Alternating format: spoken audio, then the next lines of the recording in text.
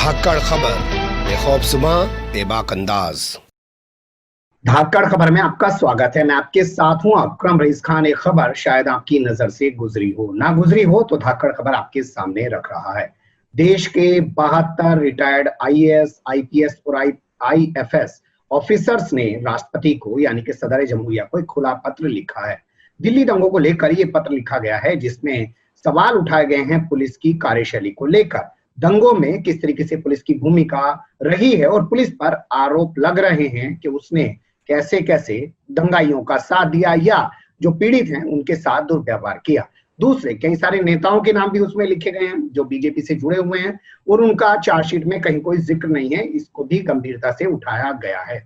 तो बड़ा सवाल यही पैदा होता है कि असल ये लेटर है क्या, और जो ये इस तरीके के सवालात उठाए गए हैं वो आखिर किस आधार पर उठाए गए हैं। क्या ये टीम खुद दिल्ली दंगे के बाद या दिल्ली दंगे के दौरान जमीनी सतह पर गई थी, उससे वहां से रिपोर्ट तैयार की है? तो इन्हीं सारे पहलुओं पर बात करने के लिए हमारे साथ उन्हीं में से एक शख्सियत रिटायर्ड आईएएस राजू शर्मा जी जुड़ रहे हैं। बहुत शुक्रिया सर धाकड़ खबर को वक्त देने के लिए। जी, मेरा पहला सवाल ये है कि आपने जो राष्ट्रपति को पत्र भेजा है, अगर आप हमारे दर्शकों को बता पाए उसमें आप लोगों ने क्या डिमांड्स की है?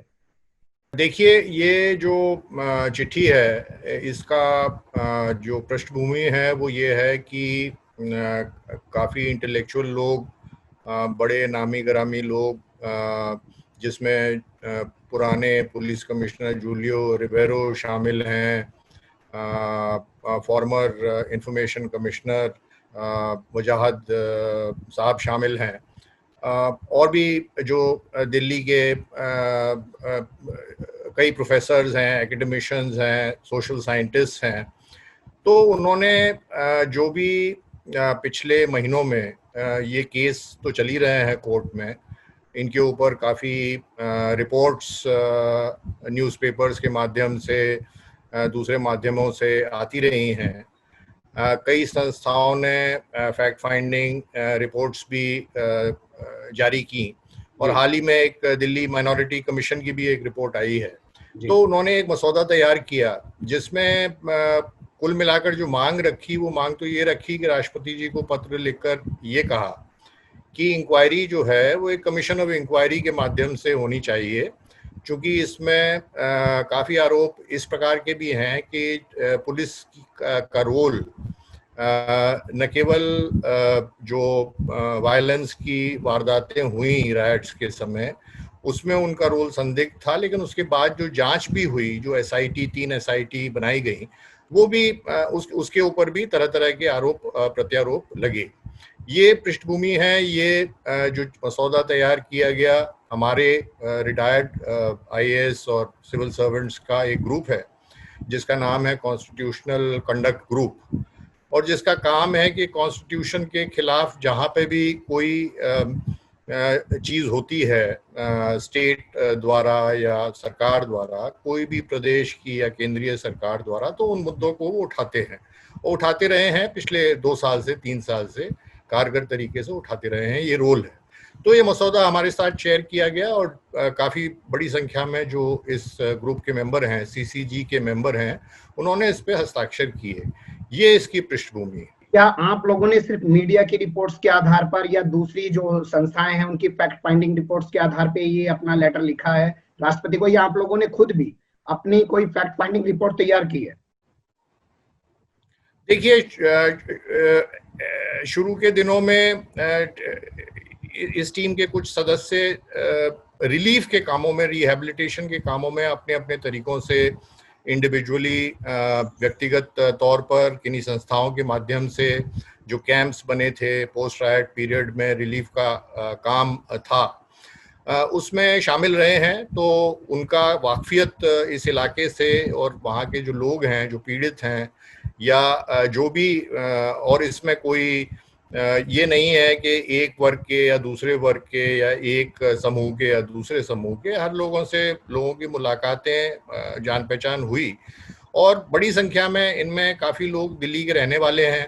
ये घटनाएं जब घटी थी तो हम लोग, जैसे हम दिल्ली में ही थे, तो ऐसा नहीं है कि जानकारियां नहीं मिलती हैं। कहीं ना कहीं कोई ना कोई पहचान के होते हैं एक होता है या ज्यादा होते हैं जिनके माध्यम से तरह तरह के संकेत या तरह तरह की सूचनाएं आती हैं।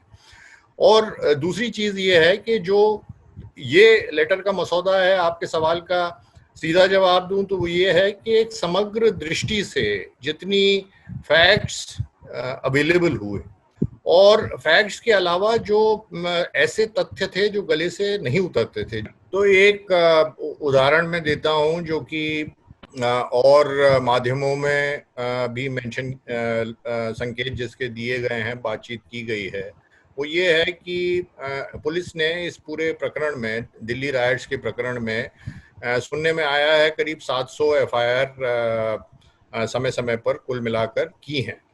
अब ये मांग लगातार बनी हुई है कि ये एफआईआर जो हैं ये पब्लिक डॉक्यूमेंट्स हैं, पता होना चाहिए किसके खिलाफ एफआईआर हुई है, उसके क्या कारण है, उसमें क्या लिखा है, और कम से कम उसकी एक समरी तो सबको अवेलेबल अगर वो चाहते हैं तो होनी चाहिए।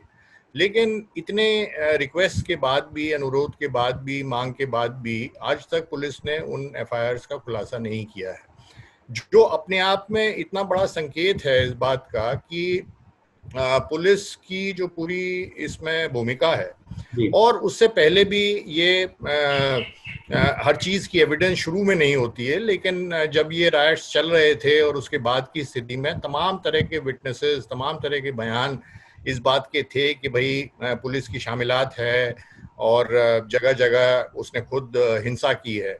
तो ऐसी स्थिति में ये मांग की जांच वही पुलिस ना करे या उसकी एसआईटी ना करे, एक कमीशन ऑफ इंक्वायरी करे, ये तो बहुत ही सिंपल और जायज मांग है। और मैं आपको स्मरण कराऊं, आप तो उम्र में अभी छोटे हैं, लेकिन हम जब सर्विस में थे, 82 में सर्विस ज्वाइन की है, छोटी सी भी घटना, एक व्यक्ति भी अगर मर जाता था या कहीं संदिग्धता पुलिस के ऊपर कहीं होती थी, तो मैजिस्ट्रियल जांच या अगर ज्यादा बड़ी घटना हो गई तो किसी जज द्वारा जांच या कमीशन ऑफ इंक्वायरी द्वारा जांच एक पद्धति थी जिसका सब सम्मान करते थे, चाहे वो कोई भी सत्ता में हो या ऑपोजिशन में हो। तो आपकी बात से लगता है कि प्रदेश सरकार और केंद्र सरकार को जो अपनी भूमिका निभानी चाहिए थी इस मामले में नहीं निभाई, इसलिए आप लोगों ने उनको पत्र ना लिखकर सीधे राष्ट्रपति को पत्र लिखा है। इस मामले में, चूंकि दिल्ली पुलिस के मामले में ये जो मांग है ये केवल एक स्रोत नहीं है, ये मांग तरह तरह के स्रोतों से उठी है।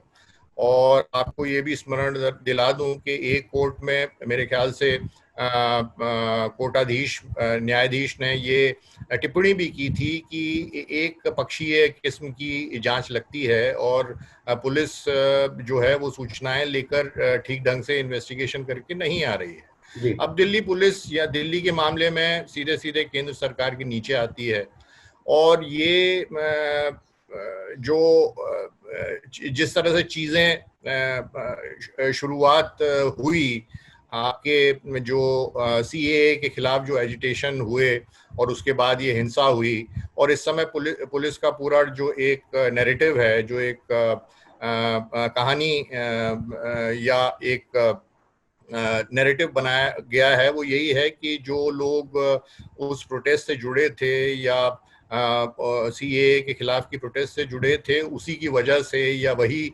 कारण साबित हुए या कारण थे कि राइट्स हुई। और जाहिर है कि लोग चूंकि हार चुके हैं, चूंकि पराजित महसूस करते हैं कि केंद्र सरकार ने इसके ऊपर कोई तवज्जो नहीं दी है, तो उसके बाद नेक्स्ट स्टेज यही आती है कि आप राष्ट्रपति को पत्र लिखें। यहाँ आपने दिल्ली सरकार को पूरी तरह छोड़ दिया है। दिल्ली सरकार चाहती तो एक मजिस्ट्रेट इंक्वायरी कर सकती थी, एक न्यायिक आयोग बना सकती थी, उस पर भी तो सवाल है सर, उसने कुछ ऐसा नहीं किया। ठीक है, दिल्ली पुलिस केंद्र सरकार के अधीन आती है। अब ये इन चीजों पर टिप्पणी पत्र में नहीं की गई है। हम ऐसी टिप्पणियां या इस तरह की संकेत उन पत्रों में देना भी नहीं चाहेंगे, क्योंकि इस पर राय होती है, ओपिनियंस होते हैं। हर जागरूक नागरिक, हर जागरूक व्यक्ति किसी भी राजनेता या पॉलिटिकल नेता या सत्ताधीश की की जो डिसीशंस हैं, उसके निर्णय हैं, उनका आकलन करता है, देखता है कि वो किस तरफ जा रहे हैं, उनके रुझान क्या हैं, उनके अपने इंटरेस्ट क्या हैं। तो ये आप सही कह रहे हैं कि दिल्ली सरकार चाहती तो जांच कर सकती थी, लेकिन उसने जांच तो नहीं की। ये तो तथ्य है, फैक्ट है। सर सर, क्या आपको लगता है कि राष्ट्रपति महोदय आपके द्वारा लिखे गए पत्र पर संज्ञान लेंगे या कोई कार्रवाई करेंगे? क्योंकि इससे पहले पिछले 5-6 साल के दौरान देखा गया कि जब भी ऐसे बुद्धिजीवियों ने, रिटायर्ड आईएएस, आईपीएस, आईएफएस की एक वर्ग ने पत्र लिखा, तो उसके जवाब में दूसरे वर्ग से पत्र लिखवा दिया गया, या जिस वर्ग ने पत्र लिखा उसी में से कुछ लोगों को ऐसे ला दिया गया कि मेरे सिग्नेचर नहीं है, मेरे दस्तखत नहीं है, इन सब चीजों में उलझा दिया गया। देखिए, जो हमारा ग्रुप है, जिसके सदस्य के रूप में मैं बात कर रहा हूँ, सीसीजी, वो इस बिना पर अपनी कार्यवाही या अपने निर्णय या अपने पहल नहीं करता है कि भाई इसका क्या असर होगा कि नहीं। एक्शन राष्ट्रपति जी लें या ना लें, ये तो भविष्य ही तय करेगा। पहले एक्शन नहीं लिए गए, ये आपने जो बात रखी, ये फैक्ट है।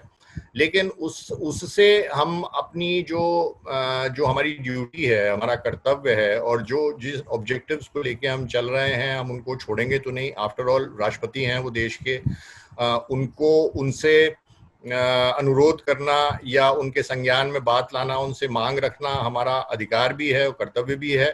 और तीसरी चीज है कि कोई भी चिट्ठी या इस तरह के मसौदे जारी किए जाते हैं, उनकी एक अपनी अहमियत खुद में भी होती है। उससे आप ये सारी जो डिस्कोर्स है, इसमें केवल हमारा ग्रुप या ये पत्र लिखने वाले या जो लोग पीड़ित हैं या जो लोग दिल्ली वासी हैं, केवल वही लोग इसके भाग नहीं है। पूरा देश, पूरा समाज इस चिंता में शामिल है और होना चाहिए। तो इस पत्र की अपने आप में भी एक अहमियत है, और जो कि पॉजिटिव है, उसकी पॉजिटिविटी कोई उस पर एक्शन हो या ना हो उसको नकार नहीं सकता। तो हम इसको दो स्तरों पर देखते हैं, और उम्मीद पे दुनिया कायम है, तो हम भी उम्मीद पे कायम रहना चाहेंगे। सलाम है आपके जज्बे को कि आप इन हालात में भी ये बात कह रहे हैं कि हम अपनी जिम्मेदारी के साथ खड़े हुए हैं। सुनता करता कौन है, ये अलग मसला है। लेकिन क्या आपको डर नहीं लगता कि कल को आपको पूरे सोशल मीडिया पे ट्रोल किया जाएगा, आपको देशद्रोही साबित कर दिया जाएगा? आप लोग इस तरीके से पत्र लिख रहे हैं राष्ट्रपति को। देखिए, हम कोई अब ये आपने ऐसा सवाल पूछा है कि इसके कई तरह से उत्तर दिए जा सकते हैं। लेकिन हर व्यक्ति की अपनी सीमाएं होती हैं, हर व्यक्ति का अपना एक साहस का एक क्रम होता है। हर व्यक्ति के दायित्व होते हैं। एक जर्नलिस्ट का दायित्व दूसरा है, एक पुलिस अधिकारी का दूसरा है, एक सर्विंग ऑफिसर का दूसरा है, एक रिटायर्ड ऑफिसर का दूसरा है। हम ये मानते हैं सीसीजी के ग्रुप में कि हम किसी पॉलिटिक्स में शामिल नहीं हैं, हमारे कोई निहित स्वार्थ नहीं है। हम केवल कॉन्स्टिट्यूशन के लिए और कॉन्स्टिट्यूशन की सुनिश्चित रहे और उसकी गरिमा बनी रहे, इस लिहाज से काम करते हैं। और काम भी करते हैं तो जो चिट्ठियां लिखते हैं उसमें किसी का हम मखौल नहीं उड़ा रहे, किसी को हम अब्यूज नहीं कर रहे। हम एक डेमोक्रेसी में या एक कॉन्स्टिट्यूशनल राज्य में जो एक तरीका होता है संवाद करने का, डिस्कोर्स करने का, वो कर रहे हैं। तो हम ये आशा रखते हैं और कि इसको पॉजिटिव रूप में ही लिया जाएगा। आफ्टर ऑल अगर कोई फैक्ट्स लाके और कोई मांग की जाती है या कोई अनुरोध किया जाता है तो उसको उस सेंस में लेना, तो अगर कोई लेगा तो उसका तो फिर कोई इलाज ही नहीं। बिल्कुल सही आपने कहा कि अगर कोई उसको दूसरे सेंस में लेगा तो उसका कोई इलाज नहीं है। आपने तो एक पॉजिटिविटी के साथ पूरे मामले को उठाया है और संविधान और तमाम चीजों का हवाला देते हुए एक जांच की मांग की है। अब मैं कुछ आपसे आपके लेटर को लेकर बात करना चाहता हूं। आपने जिक्र किया कि कुछ पुलिस वाले हैं, 2-3 लड़कों को लिटाया हुआ है, उनको मार पीट रहे हैं, उनसे जनगण मन गवा रहे हैं। क्या आपने कभी देखा, आपने जैसे बताया कि 82 में आप सिविल सर्विसेज में आ गए, मेरी तो इतनी उम्र भी नहीं है अभी जितनी आपकी सर्विस रही होगी, उम्र आपकी पहुंच गई है। तो मैं ये समझना चाहता हूं कि आपने आज से पहले देखा कि लिटा के किसी से जनगण मन गवा रहे हो सर? घटनाएं खराब या जो तो देखने में आती हैं। सवाल ये उठता है कि उन घटनाओं की समाज में और उन घटनाओं की सत्ता के पक्ष के रूप में उनकी रिस्पॉन्स क्या होती है, नॉर्मेटिव क्या है, मतलब मान्य चीज या मान्यताएं क्या हैं, और उनका कितना किस स्तर पर विरोध होता है, उसका कितना विरोध होता है, उसको कितना गलत माना जाता है समाज द्वारा भी, और जो शक्तियां हैं जो कि इन चीजों को कंट्रोल करने के लिए बनाई गई हैं उनके द्वारा भी। तो जहां तक आपने ये पूछा कि आपने पहले कभी देखा है, हमने भी खराब और विभत्स दृश्य देखे हैं, और ये दुनिया भर में होते हैं। पुलिस के काम में इस तरह की घटनाएं आती रहती हैं। लेकिन जो ये दौर आइडियोलॉजिकल टकराव का जो ये दौर चल रहा है, ये हमने मैं तो चूंकि नौकरी 2010 तक ही की थी, तो उतना तेज टकराव या उतना तीव्र टकराव मैंने अपने अनुभव में, अपने नौकरी के अनुभव में उस हद तक नहीं देखा। दिल्ली पुलिस को क्या लगता है आज आपको अपनी गरिमा का एहसास नहीं रहा है? क्योंकि दिल्ली पुलिस वो प्रोफेशनल पुलिस है, मैं उसके सलाम करता हूं पुराने अधिकारियों को कि निर्भया कांड के जो आरोपी पकड़े गए उनको आखिरी सांस तक सजा दिलाने के लिए फांसी की सजा हुई, सुप्रीम कोर्ट तक लड़ाई लड़ी दिल्ली पुलिस ने, लेकिन हैदराबाद पुलिस उनके मुकाबले 4 लोगों को ले जाके एनकाउंटर में मार देती है। वो दिल्ली पुलिस अब प्रोफेशनल क्यों नहीं नजर आती है सर? देखिए, पुलिस या कोई भी महकमा या कोई भी जो तंत्र होता है, और स्पेशली पुलिस का महकमा, वो संकेत जो उनके बॉसेस हैं या जो तंत्र है, जो राज्य का तंत्र है, उनके संकेत की ओर देखता है। वो मैंने एक पीएचडी भी की थी इन सब्जेक्ट्स के एक अनौपचारिक संकेत तंत्र होता है, एक औपचारिक संकेत तंत्र होता है। तो औपचारिक संकेत तंत्र में तो चिट्ठियां लिखी जाती हैं कि आप कड़ाई से ये करिए, आप कड़ाई से वो करिए। लेकिन जो व्यक्ति काम कर रहा है, और हर व्यक्ति अमूमन ऐसा ही करेगा, बिरले लोग होते हैं जो लीक से अलग हटके करते हैं, वो ऊपर से संकेत देखता है, जो संकेत उसे लगते हैं उससे डिमांड कर रहे हैं एक किस्म का रवैया, और उसकी वाहवाही भी मिलती है या उससे खूबी भी मिलती है या उससे कम से कम चैन मिलता है, तो वो मैं ये नहीं कहूंगा वो बाध्य हो जाता है, लेकिन वो उस ओर अग्रसर हो जाता है। और यही चीज हम देख रहे हैं। हम जितनी रिफॉर्म्स की बात कर लें, कागजी रिफॉर्म्स की बात कर लें, जब तक ये संकेतों का तंत्र नहीं बदलेगा, अल्टीमेटली ये इश्यूज जो हैं ये पॉलिटिकल इश्यूज हैं। और पुलिस की अगर हम बात करेंगे, उनके रवैये की बात करेंगे, तो हम पूरे राजनीतिक क्षेत्र में आ जाते हैं। ये केवल एक एडमिनिस्ट्रेटिव इशू नहीं। आपने बिल्कुल सही कहा कि संकेतों को समझ के काम किया जाता है। संकेत कुछ मिलते हैं, ऑफिशियल होते हैं, कुछ अनऑफिशियल होते हैं। अब मैं लास्ट में आपसे बात करना चाहता हूँ, फिर आपके पत्र को ही लेके। आपने उसमें कुछ नेताओं के नाम का जिक्र किया है, जैसे उसमें नाम का जिक्र किया गया कपिल मिश्रा का, सतपाल मलिक एक नाम है, नंदकिशोर गुर्जर एक नाम है। ये तमाम नाम आपने उसमें बताए हैं कि इन लोगों की दंगे में काफी अहम भूमिका रही है। क्या लगता है आपको, इन लोगों को पुलिस ने इसलिए छोड़ दिया क्योंकि ऊपर से संकेत था इनको छोड़े जाने का? मुझे स्मरण नहीं पड़ता उस चिट्ठी में कि किस स्तर पर और किस रूप में नाम लिए गए हैं। नॉर्मली इन चिट्ठियों में ये कोशिश रहती है कि आप उसको ज़्यादा इस तरह से ना बनाएं कि वो लगे कि मतलब वो ना हो लेकिन लगे भी नहीं जी। तो मुझे याद पड़ता है कि वहाँ पे इसमें बिल्कुल डायरेक्टली इस तरह से बात नहीं की गई है, लेकिन ये फैक्ट तो है ही कि कुछ नेता सत्ता दल के, उन्होंने कई तरह के नारे लगाए, ओपन पब्लिक मीटिंग में भी कुछ कहा। लेकिन उस मामले में ये भी फैक्ट है कि जानकारी में ऐसा तो नहीं है कि कोई पूछताछ हुई या कोई जांच हुई या उस मामले को लेकर पुलिस आगे बढ़ी।